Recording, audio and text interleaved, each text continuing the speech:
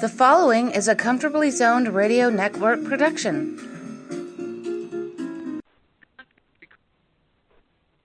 Thank you, Telly Olson. I am back, and you are comfortably zoned with me, the Zig Zag Man in Alameda, on New York Mets night, a big celebration.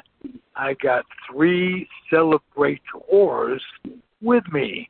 Robert Cole, how are you? Doing good. Thank you very much. Okay, and the Rose Brothers, Marty. Yes, I am here. I am well, and I got long pants on for the first time this season. Whoa. Whoa. Yeah, me too. Boy, I didn't know the pants were off, but I wasn't asking any questions. High of 73 is, when it gets to be 73, it's 2 degrees over the average temperature in Alameda, 365 days. That's what you're going through is what I live through basically every day. You know, it gets a little colder sometimes, a little warmer sometimes. Yep. Not much. Not much. Okay. Congratulations on your recovery, Barn. Nice to have you back on the airwaves. Thank you. Nice to be here. It might get cold down here. Oh, okay. Hey, before you go any further, Barn has a good one. Tell them what Barbara said to you about everybody calling you congratulate. Go ahead. Well, the Dodgers finally won the World Series, so that's right. I'm getting all these congratulatory, texts and calls and messages, and my wife says, "Why is everybody congratulating you? You just sat on the couch and didn't do anything." That's a microcosm of what most women think of it all when it comes to baseball. My grandmother in her broken English would say, "Baseball, baseball, baseball." Just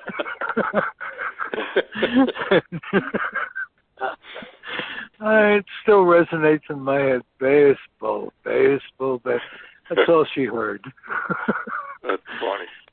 All right, we have some celebrating to do. We got new ownerships.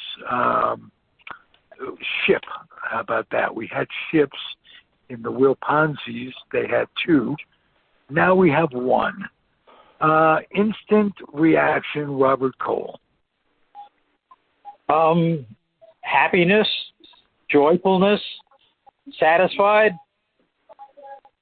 Okay. Do you think a lot there are unnecessary expectations about instant success and this, that, and the other thing? It's a lot of pressure. Wouldn't you agree?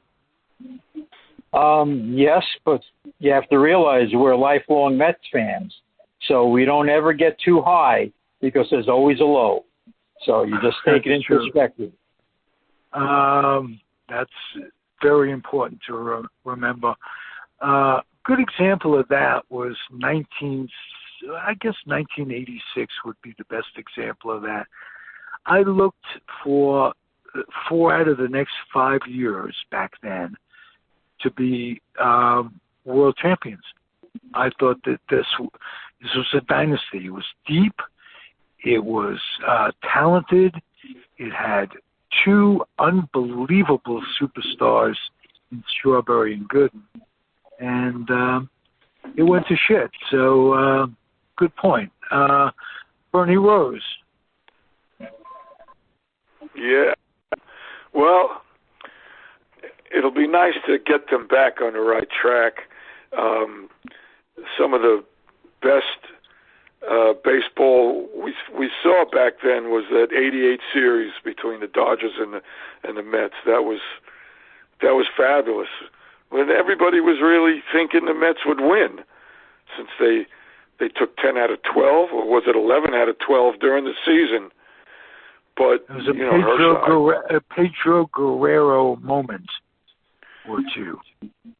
Yeah, well, it was Socha taking that home run right off of Gooden. Yeah, that was major. But it was, that was a magic year for Hershiser and the Dodgers, and it was only come full circle now, 32 years later, which is amazing in itself. But no, it'll be good to see. I know I've heard all the complaints and being a Met fan as well. You like to see them get back on the right track. Okay, Marty, an original Met fan, as yes. is Robert Cole, and Bernie not so much so. You stuck to the Dodgers. Right, but they were always my second team at that point, and I certainly went to a lot of games at Shea Stadium, and not always when the Dodgers were there. Right. Well, I would say that we now have the richest owner in all of baseball. This guy is worth $14 billion. Okay. Now, how about that? That's so anyway, an extra decimal point here and there. What the hell, However, let's not quibble. He hires Sandy Alderson, who is a guy who never really went for spending a lot of money on free agents. He was a guy who would build from within, get young players and whatnot. So both with the A's and with the Mets, he didn't have much of a choice. Nobody that's was. Right. That's right. Yeah, and if you can do it that way, if you have the brains to do it that way, imagine what he'll do with some gelt. Absolutely. Oh yeah. I'm very enthused. There's a rumor out there, and I'll let you guys address it. Shapiro, the Boston guy. What's it? My God, I blanked on the old Boston GM who won it 3 times and left them and went to the Cubs. Oh, Theo Epstein. Yes. Okay. He's out there. Am I correct? Not officially yet. He's still with the Cubs officially. That's what I thought. Yeah. Okay. The word out of Chicago is that he's going to be leaving, but that has not happened yet. Okay. With that in mind, what was the Mets' response? Heard some sort of rumor that he'd be a good fit. Is that a possibility? Well, there's going to be a president of baseball operations, under Alderson, and that person hasn't been named yet. So, yeah, and the general manager, to my knowledge. Yeah. So yes, there is a vacancy that has not been filled. Do you guys think that Brody would get the GM job if that came up, or do you think he's a possibility to keep the GM job? I think he's a possibility for the unemployment line. Yeah, you would think that. When the new ownership comes in, you want to do that. I mean, and if there's a guy like Theo Epstein out there, I would certainly look at him. Yeah, I think you got a clean house. You got a clean house. And you have to remember, the deal is not officially official yet. Okay, they have not actually closed on the sale. It's supposed to be the end of this week. So right, but Cohen can't officially say anything at this point. Right. He may already have guys hired, but at this point, he's not in a capacity that he can say anything. So we have to wait till the end of the week. True. And that also leaves the manager hanging. Absolutely. Yes. So, that's true too. But I have an idea that if they change the manager, they would keep him, somewhere in the system. I mean, he's been with the Mets for a very, very long time, and they could probably find a spot for him somewhere. Yeah. Hey, I saw a blurb that Mats is working with the Vulture. Yes. I saw that too in Florida, Yeah. That couldn't hurt, let's put it that way. No. Yeah. But it's got to help. I mean, he's going to be a free agent at the end of next season. In 22. So this could be his last year with them, especially if he doesn't, show any improvement, because he was really, really. Oh, he was terrible. horrible. What a disappointment! That was as big a disappointment as any this year. But there are a few free agents out there. As far as pitching goes, there are a few. I think the best guy is Bauer. Yeah, Bauer. Trevor Bauer. Supposedly they're going to have Stroman back. Did he accept Did he accept that offer? No, he hasn't said anything yet. They just offered it to him, but he hasn't said whether he approved it or not. I would guess that he takes it. These are uncertain times, and they're a bird in the hand is worth two in the fist, or whatever. What's the story with Syndergaard? That made sense. Is he a free agent? Syndergaard? No, he's coming off. He's coming off that Tommy John. Right. So, but he should be ready for next season, right? Not in the beginning of it. Probably like May, June, if they're lucky. Yeah. All right. And that's nothing to base anything on. No, because not at all. That could end up being the whole season. They have to go. They have to go as if he's not going to be with them, and if he comes back, that's a bonus. Okay. Hinch got hired by somebody, Detroit. The Tigers. Detroit, yeah. Yeah, and I said a couple of weeks ago that I thought he'd be a good candidate for the Mets. Well, sure. If you got some trash cans you can bang on, you should win a few games. Well, look at his winning percentage as a manager. Aside that, yeah, you're right. He cheated.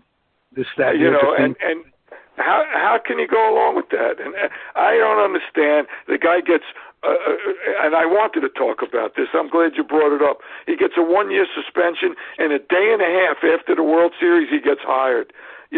That's outrageous. These guys, they got away with everything, and the team gets a $5 million fine. It still sticks in my craw, and I don't get it. I just don't. It takes so much credibility away from the entire sport that they stood behind these guys and didn't take that title away from them. It's just outrageous.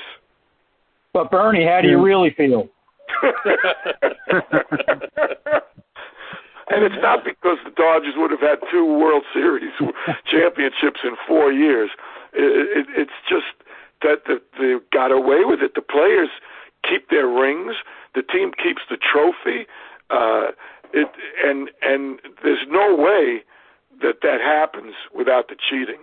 They probably don't even beat the Yankees, but they certainly don't beat the Dodgers. And it's and for this guy to get hired, the next day after the series ends, And I predicted that. Yeah, and in reality too, okay, if you take away his managing of the Astros, okay, and you go back to his first couple of managing jobs, he was awful. He got fired from both of them. Okay, it wasn't until he went to Houston. They weren't and became banging garbage cans all of his years with the Astros. A good 2 or 3 of them they were.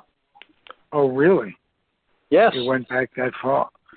Even last year, okay, that was part of the thing with the Yankees when they beat the Yankees, and they beat the Rays earlier. Okay, they won their home games, they lost their road games. Right. So what does that tell you? Yeah, well, as an old New York Giant fan, a team accused of stealing with a telescope in center field and buzzing the Bobby Thompson home run, you knew what was coming and what was coming. I got nothing to say. Well, yeah, there you go. But I don't know. It's outrageous, but it is what it is. To get back on point, when you've got somebody that has the reputation and the know-it-all like an Epstein, they'd be crazy not to go after him. And look at what Dombrowski did. After he did with the Marlins, then he builds the Tigers, and in 2 years they go to the World Series. They didn't win it, but they went. Then he goes to Boston, and they exorcise demons, you know. And Epstein, you know, he did well. He got the first one over there in Boston, and then he exorcises demons in Chicago. How could you not go for this guy? Yeah. Friedman builds the Rays into a series. You know, they didn't win it, and now, you know, look what he's done out in L.A. There are certain guys that seem to have the touch, and if they can get him, you know, more power to them. Yeah. Oh, hey, Bernie, I have a question for you. Sure. How much did you guys pay Kevin Cash to pull the pitcher in the 6th inning? I didn't think you'd want to talk about that. That was, that was the biggest boneheaded move we've seen in a long time. Well, once again, okay, I had to call my cable company. Analytics. Once again, I had to call my cable company the next day again because I threw the remote up against the wall and it broke in about 100 pieces. Well, yeah, I mean, everyone in the country knew that was a mistake. I mean, everything that happened, be it as it may, and they fought hard, and the odds were totally against them. Yet he stays in and pitches like that and shuts them out. You're in Game 7, you know, and yep. You know, and if Bueller, you know, did what he always seems to do, maybe the Dodgers win anyway. But wow, you know, it was. Could you imagine getting Bob Gibson off the mound in similar circumstances? They'd have to shoot him. Yeah. Oh, yeah, without a doubt. Get off my mound. Yeah, get him right. Do you think all you know about pitching is that you can't hit it? That's sure. What he said to McCarver. Right. Yeah. That's great. In 67, you know, in that last game with Gibson, in 65 with Koufax, even on 2 days rest, they're going to take him out of a 2-0 game? No way. Yeah, the guy's pitching a career game, and possibly one of the greatest games of all time. And you take him out? He can't go through the batting order for the third time. Nah. Right. No. Absolutely not. Whiz. That's crazy. Unbelievable. Absolutely crazy. I have to agree with you, Robert, and I feel for you, even though I was thrilled to see him get the hook. But I mean, everybody was, and it was like immediate, which is what was incredible. When they Robert, took him out, let me ask you about your feelings when the Rays are playing the Dodgers. You're an old Brooklyn Dodger guy. Did you abandon them completely in your head when they moved? Not immediately, okay? But within 10 years, they were just another team. Okay. All right. So now are you happy to beat them? Happier to beat them than you would the Brewers, for instance? You know what I'm saying? In other words, is it a special thrill when you do beat them? They're just another team. Okay. When the first year when they came into Tropicana Field, I went to the games, and they did a special thing. They had Duke Snyder, Carl Erskine, the Don Zimmer, the guys that were still alive, and they did a thing. And so I went to that game, when they came in. They absolutely put their foot down on that one. You got to be alive, Junior Gilliam. I'm sorry. That's right. Yeah. But you went to that, and you got goosebumps. Yes. But other than that, like I say, it's just another game against another team. Okay. Hey, let me tell you about it. It just struck me about goosebumps. The '89 Giants out here were general manager was Al Rosen, and he put together a Cleveland Indian, San Francisco or New York Giant, Old Thomas Day, the guys that were alive. There weren't all that many of them, but it was really pretty cool. Mays came out with the 3 bats and all that, not the on-deck circle, and naturally Al Rosen, who I'm writing about in my book right now, as a Jew, and what he meant to us as kids, what a hero he was, even before Sandy. So that Old Timers Day sticks out of my head. Anyway, Bernie, tell me about some of the thrill that you got. What went through your head when the Dodgers were crowned, when they won it? What's the first thing that went through your head in terms of, and I get maybe you answered that with the garbage can spanking, but besides that, what were some of your thoughts? Well, it was. I probably felt like Kershaw, finally. Right. And it's longer with me because he's only been a Dodger, for 12 years. He probably wasn't a Dodgers fan before that.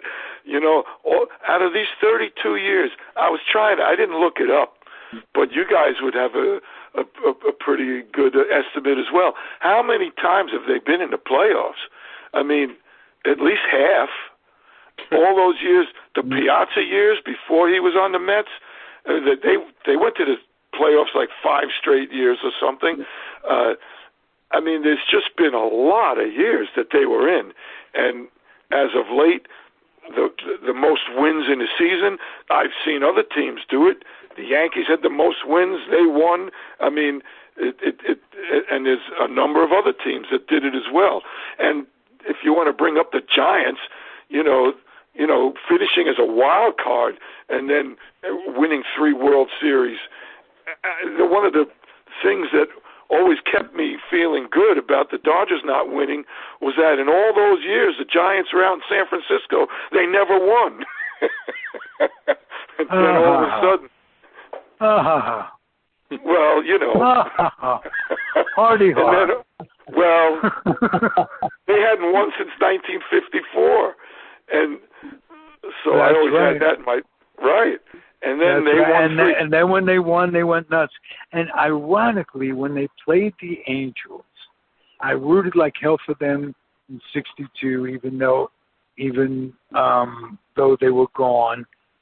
And when they played the Angels, I was rooting for the Angels. I had You were? big ties. I did. I had big ties with them when I was doing the top strip in on the West Coast, signing these guys. All these guys that I signed, Edmonds and Salmon and all at Percival, they all came up as and they were great. It was a great team, and I still did not want them. I wanted them to win the pennant, but I did not want them to win a World Series. Now, that's the way it was. I rooted against them. I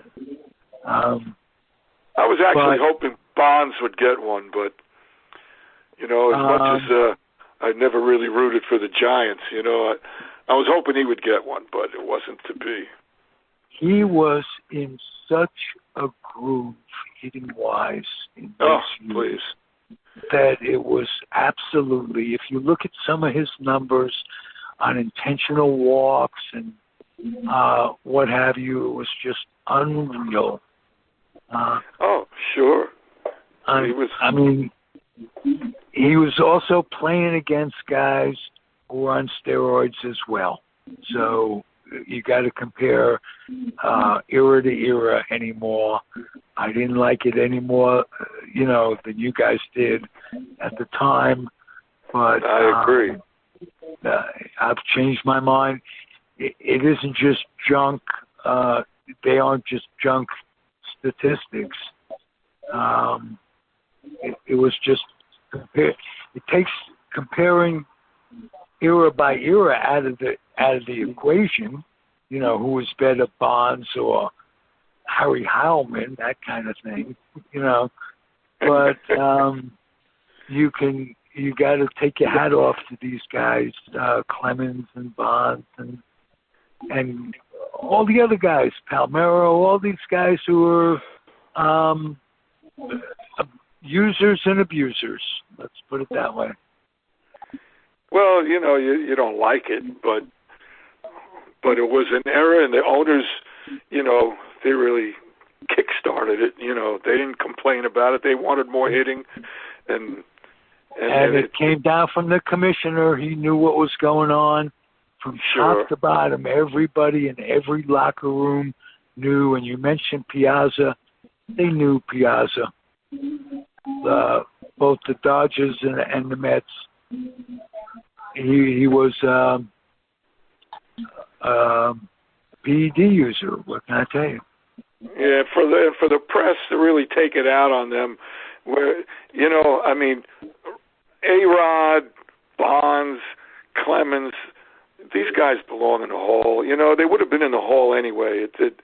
I don't think it's right to leave them out, and you got to put Pete Rose in the Hall enough already. But that's a whole other story. To get back to your question, though, even the Marlins won 2 World Series without ever winning a division title. And so when the Dodgers won, it was great relief. And I want to ask you guys a question. I'm sure you guys, as well as me, when the Chicago Cubs, even though they beat the Dodgers that year, when they won the World Series, didn't you think it was great? Yes. Oh, yeah. Yeah. Yeah. Sure. Yeah. Because, 8 years or whatever it was, 112 years? The whole country thought it was great. So did you guys feel anything for the Dodgers exercising 32 years? Or no, it's just another World Series? I didn't think of it in terms of the Dodgers at all. I didn't put myself in that. No, not just because I'm removed from the Dodgers. But that's a great question. There's a lot of teams that haven't won in a lot of years also. So I didn't take that into account. I was, thinking it'd be nice if they won for you because you're my brother, and you've been through it for all these years, But personally, to me, I was enjoying watching the game. I didn't really have a rooting interest. Right. You know, and I remember back to being 7 years old when they moved, and so that would obviously make you 11. You made your mind up right away. I can't root for them when they moved. Well, you couldn't root for the Yankees, right? But at that time, you couldn't see any of the games. How could you root for a team that you can't see their games or even hear them? It didn't make any sense, you know. They left. Goodbye.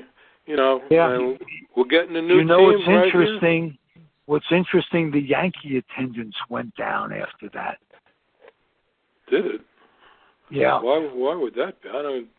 That don't make any sense. Interesting. It sounds familiar, but I don't really recall. But it does sound familiar. But they were the only team in town, and it's amazing if that's actually what happened. We were all stuck in this National League, American League thing, and we really thought the American League was an inferior product. We certainly didn't think the Yankees were an inferior product. That was for damn sure. They were in their heyday then. I mean, those years when they were just the only team in the city. I mean, look at those years. I mean, and we rooted for them. They were in the World Series every year. Every year, yeah. Just except '59. So. And then, ironically, it was a former New York team, the Brooklyn Dodgers, turned LA Dodgers in that one too, and that streak of no team but a New York team went on to 64, if I'm not mistaken. Yeah, and, correct. And 65 they had the LA Dodgers playing Minnesota. Mm-hmm. So you can take it further from there. Incredible dynasties when we grew up. We just expected greatness year after year from someone, and we got it. No question. No special feelings again, Robert, one way or the other. When they won, it was just another team beating the Rays. Correct? Yeah. Yep.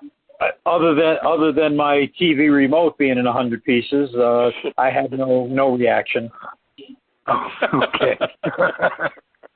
No, not you had a reaction, but it wasn't because it was the Dodgers per se. No. Correct. Okay. Correct. Good. And Bert, you sit and watch. You love it all. Just that you don't get too excited. No. That Game 6 was a terrific game. It really was. Edge of your seat game. That's what you like to see, no matter who's playing.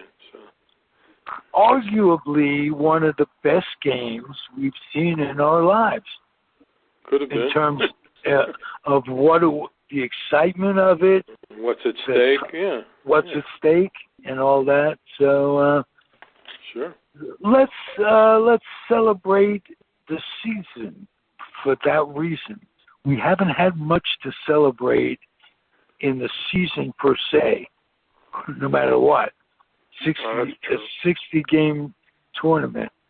So it's nice that something good came out of it, even if it took 67 games.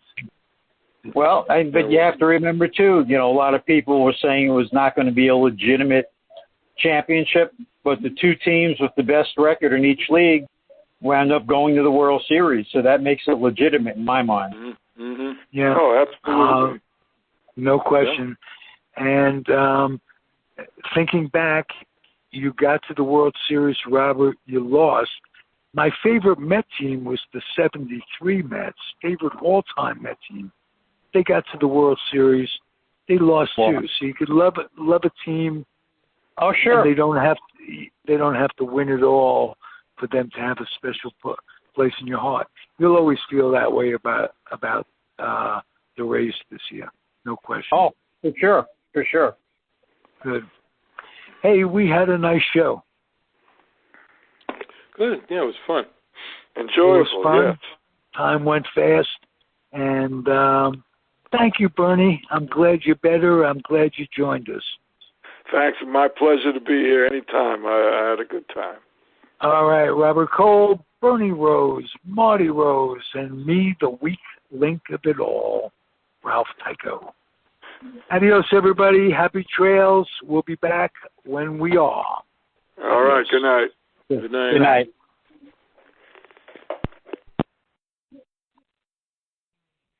The proceeding has been a Comfortably Zoned network production.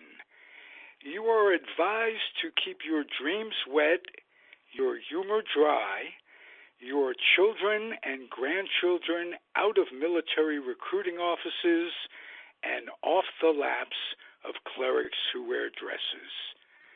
Thank you for listening, everyone. Happy trails.